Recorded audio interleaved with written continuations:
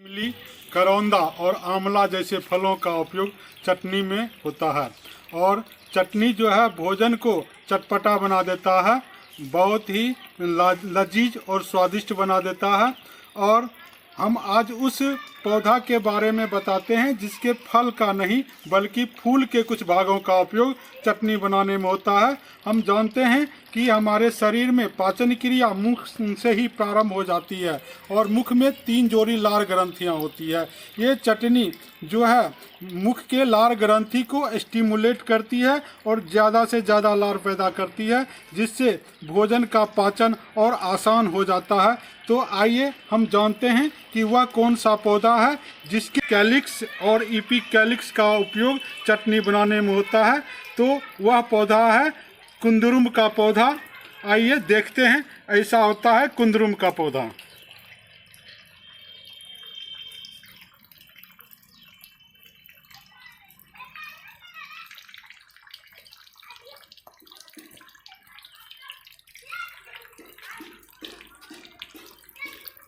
Malvaceae परिवार का यह पौधा जिसका जीनस हिबिस्कस है,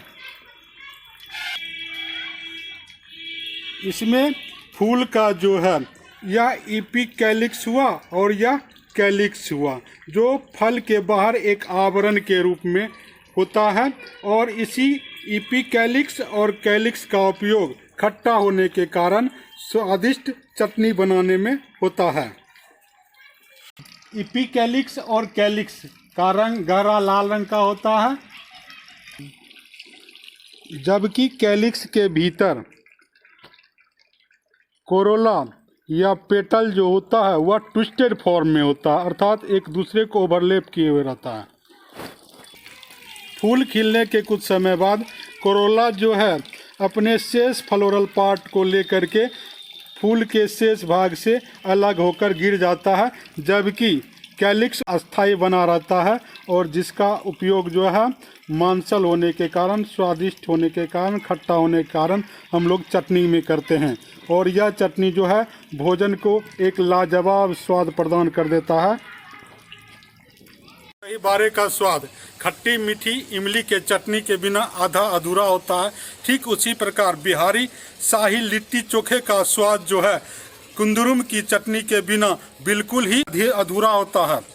कुंदरुम के फूल के इस भाग कैलिक्स और इपिकैलिक्स का उपयोग हम चटनी के रूप में करते हैं। साथ में धनिया की पत्ती या पुदीना की पत्ती का उपयोग करते हैं, जिससे स्वाद में बहुत ज़्यादा निखार आ जाता है। यह तो हुआ कच्चे फूल के भाग का उपयोग। हम इसके फूल के कुछ भागों का सुखा करके एवं इसके पत्ते को भी सुखा करके भोजन के शेष व्यंजनों में डालकर थोड़ा हल्का खट्टा स्वाद प्राप्त करते हैं। तो यह है बहुत काम का पौधा। और इतना ही नहीं, आइए इसके शेष भाग के पौधे के का भी उपयोग जानते हैं। आइए अब पौधा के शेष भाग के उपयोग को भी हम जानते हैं। इसके पत्ती एवं इसके कैलिक्स को सुखा करके जहां हम भोजन में इंग्रेडिएंट के रूप में भोजन को स्वादिष्ट बनाने में करते हैं, उसे खट्टा स्वाद प्रदान करने में करते हैं, वहीं इसके तना को जब हम देखते हैं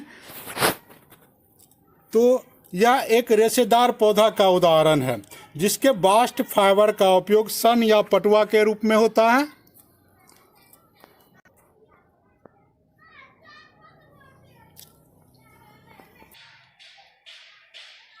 कुंदरुम के पौधे के फ्लोएम टिश्यू, जो कि जीवित अवस्था में इसे मैकेनिकल सपोर्ट प्रदान करता है, वह बास्ट फाइबर का उदाहरण है। और इससे जो रेशा प्राप्त होता है उसका उपयोग सन या पटुआ के रूप में होता है, जिससे बहुत सारे पदार्थ बनाए जाते हैं अपने उपयोग के लिए। इसके फूल का बाहरी भाग लाल होता है और इससे प्राकृतिक रंग भी बनाया जाता है। अचार, मुरब्बा और शरबत तैयार होता है। अलग करने के बाद इसके संठी का उपयोग दीपावली में हम लोग करते हैं। कुंदरुम का पौधा जिसे रोसेल या हिबिस्कस शब्द रिफा भी कहते हैं, बेहद औषधीय गुणों से युक्त होता है। इसके पौधे के रस में एंटी डायबिटिक तथा एंटी डायूरेटिक प्रॉपर्टीज पाया जाता है, अर्थात एंटी डायबिटिक प्रॉपर्टीज के अंतर्गत यह रक्त में बढ़े हुए शुगर को कंट्रोल करता है। वहीं एंटी डायूरेटिक प्रॉपर्टीज के अंतर्गत यह अत्यधिक मूत्र त्याग को कंट्रोल करता है, अर्थात यह पौधा बेहद गुणकारी है, जिसका उपयोग हम शरीर के विभिन्न रोगों के निदान के लिए भी हम कर सकते हैं। कुंदरुम के चटनी में विटामिन ए, बी, सी के साथ विभिन्न प्रकार के खनिज लवण जैसे कैल्शियम, फास्फोरस, मैग्नीशियम एवं आयरन प्रचुर मात्रा में पाया जाता है, अतः यह शरीर के लिए काफ़ी फायदे कारक होता है। कटिहार में तो वो भी पटुआ ज्यादा होता है ना, वो जिसका पटुआ तैयार होता अच्छा, इसका जो है ना टहनी काट के लगा के देखिए तो है, लगाए हैं, दिए हैं। इधर बोले ना, उसने बोला ना रवि नाती भी बोला मेरा कि ऐसे ऐसे टहनी काट के लगाइए, पहले लगा के 2 को दिए हैं। पहले जानकारी नहीं था, पहले देते ना, बोले नाती भी खिच्चा रहता ना, तब इसे जुआ आ गया ना। हाँ, एक मन- देते ना तब जिस समय पौधा तैयार हुआ उसी समय इसको काट के लगाना चाहिए अलग में, तब एगो देते हैं जुआ है। अगर टेस्ट अगर करें भिंगा या रोसेल का यह पौधा वार्षिक पौधा है, अर्थात इसका पौधा 1 वर्ष तक जिंदा रहता है और इसके बीज से इसके नए पौधे उगते हैं। यदि आपको भी इसके बीज की आवश्यकता हो तो हमारे चैनल से संपर्क स्थापित कर सकते हैं। आज का हमारा यह वीडियो कैसा लगा, अपने कमेंट हमारे कमेंट सेक्शन में ज़रूर डालें। मैं हूं आपका विवेकानंद चौरसिया। की चटनी खाइए और डायबिटीज रोग को दूर भगाइए।